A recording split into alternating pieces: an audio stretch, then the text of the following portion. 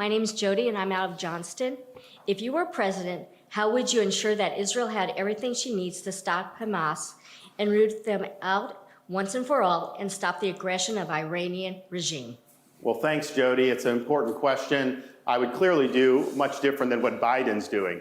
He's saying he supports Israel, and then he turns around and he kneecaps Israel behind the scenes. That's wrong. So they'll have our unwavering support. Yes, we continue with military support, Iron Dome, some of those things that we have a relationship with. We absolutely will do that, and we will provide them with the support so that they can fight and win the war. And as I told Eric, we're going to turn the screws on the Iranians. We're going to understand that they are hostile to this country, hostile to Israel, and stop sending them money. Stop letting them get this. I mean, Obama airlifted billions of dollars in cash and dropped it off in Iran when he was president. Biden has opened the spigot. They're making huge amounts of money on selling oil. And then, of course, China's buying oil from them off the black market. So Iran, ultimately, we are going to deep six their entire economy with our sanctions, and they're not going to be able to fund Hezbollah and Hamas like they have under this administration. Thanks, David.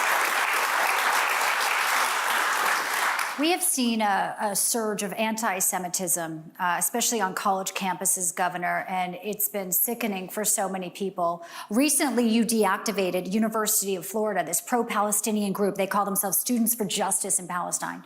It's a national group, but you deactivated them in your state. Now they're actually suing you, saying you're violating their free speech. They have a right. Tell us why. Some of your opponents have also attacked you and saying we need to protect speech even that we don't like. You say clearly this is not about free speech.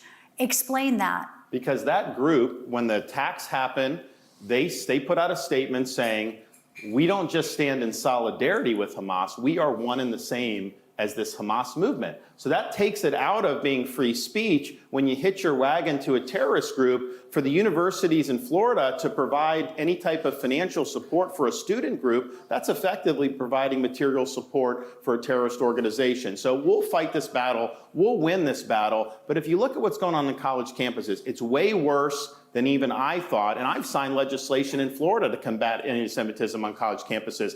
Some of this is being driven at places like MIT by foreign students. So when I'm president, you have a foreign student visa and you're making common cause with Hamas, I'm canceling your visa and I am sending you home. We're not going to put up with it.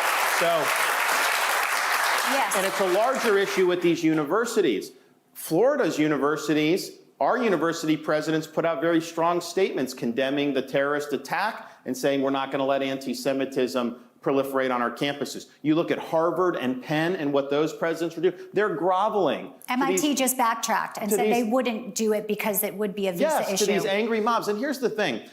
These are angry mobs that are chasing Jewish students. These Jewish students are running for their lives in some of these places. I have friends in Florida whose kids don't feel safe to go back to campus in some of these places in the Northeast and other parts of the country. That is unacceptable in the United States of America. But what's happened is you have anti-Semitism that's bubbled up unlike anything we've seen in our lifetime, but it has the institutional backing of some of the most august universities in this country. And so these are institutions that have been corrupted by ideology. That's why when I'm president, we're going to get after the whole accreditation cartel. We're not going to be accrediting universities who are indoctrinating students. We're going to be accrediting universities who are fulfilling the traditional mission of the university, the pursuit of truth and preparing students to be citizens of this republic.